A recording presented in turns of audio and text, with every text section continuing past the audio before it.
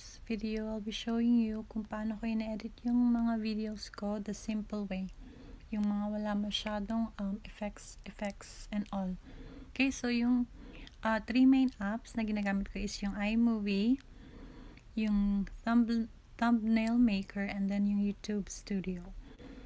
Okay, so ngayon, let's go to editing a video. So, click mo yung iMovie. And then click mo yung plus and then the movie. There. So ngayon, mapupunta ka sa album mo. So you select kung ano yung videos na gusto mong i-edit. So let's select the 6 seconds. And then hit mo yung create movie sa baba. Yan. So you have your 6 seconds video. So now to edit, i-click mo yung video, yung yan. And then sa mga highlight siya. Pag-click mo, meron yung sa baba na yung mga features niya. So you have this, yung parang scissor. Yan yung ginagamit mo para to split, to duplicate, or delete mo yung video. Sa baba naman, yung susunod pala, yung para mas slow mo or mapabilis yung video. And then, yung sounds, yung next. Let's go to sounds. Oh no. Wala kasing sounds yung video kaya hindi siya nag-highlight. And then, we have the text.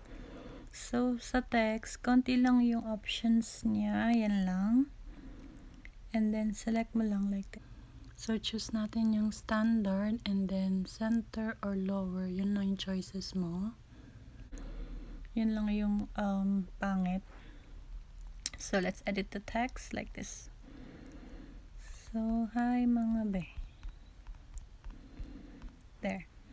And then done. So, ngayon, yung text na yan, siya pinandun yan sa whole video kasi nga, yun yung naka-highlight. Kung gusto mo, na for like a certain seconds lang siya, so, click mo yung video, and then, i-move mo yung marker, yung line sa gitna. And then, go ka dun sa may scissor sa baba, pinaka lower left. And then, click mo yung split. There. So, ngayon, nag-split siya, like, dun sa marker. And then, ito na lang yung may text. Like that. Ayun. So, yung ito, yung transition niya, may mga options ka din. Kung gusto mo, usually, ang ginagamit ko is dissolve. Like that. Or, kung gusto mo ng slide to the right, slide to the left, up or down. Ganyan. So, try natin. Ganun. Yun.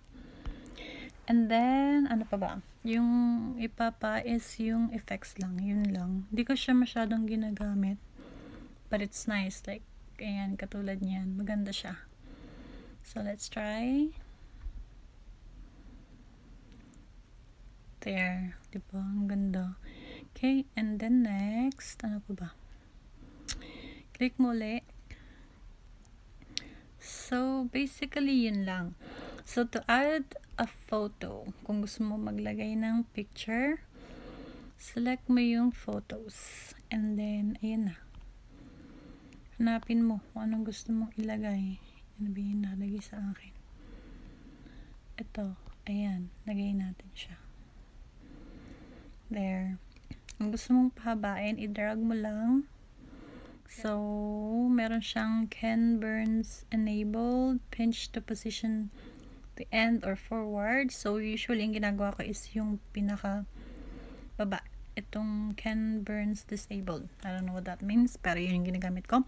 Ibig sabihin yan, para yung picture, hindi siya gagalaw. Ayun, masyadong malaki yung picture, kaya ganyan yung itsura. Yung size niya iba. Ayun.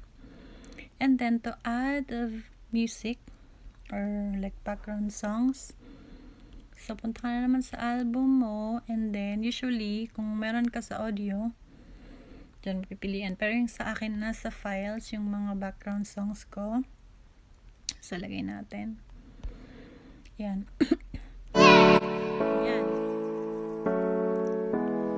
Tapos ngayon, kung gusto mong palitan yung songs in a certain seconds na naman or time, click mo siya, and then split. There. So, delete mo to. Para ibang songs na naman, and then add. So, piliin natin si... Ayan. So, hanggang end na yan ng video mo. So, this way.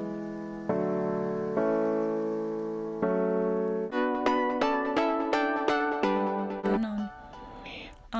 Yung problem niya, hindi mo siya pwedeng gusto mong like walang song yung unahan na video, hindi pwede.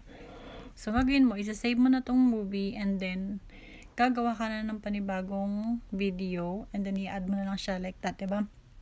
May music na yan. So, I have to save it na. Done. And then, click mo yung nasa lower, yung middle, then, and then, save video. So, usually, 1080 lang yung ginagamit ko. But you can select, I don't know kung anong difference ng 4K sa 1080. Hindi ko pa siya natatry. And then, yun, so hintayin lang siya. Then, tapos done. Edi punta ka na sa photos mo. There. So, recents. Ayan na siya. Naging 25 seconds na siya kasi nagdagdag tayo ng picture. Ayan yung picture hindi masyadong nakuha kasi yung size niya iba. And then, ayun ang sasabihin ko, diba? Kasi nga may music. So, ngayon, maglalagay na tayo ng another video kasi nga, yung music nun iba. So, ganun na. Punta ka ng iMovie. And then, create a movie. Again. Now, ilalagay ko na yung intro ko. So, isa-select ko this one. And then, the video. Ayun. So, create movie again.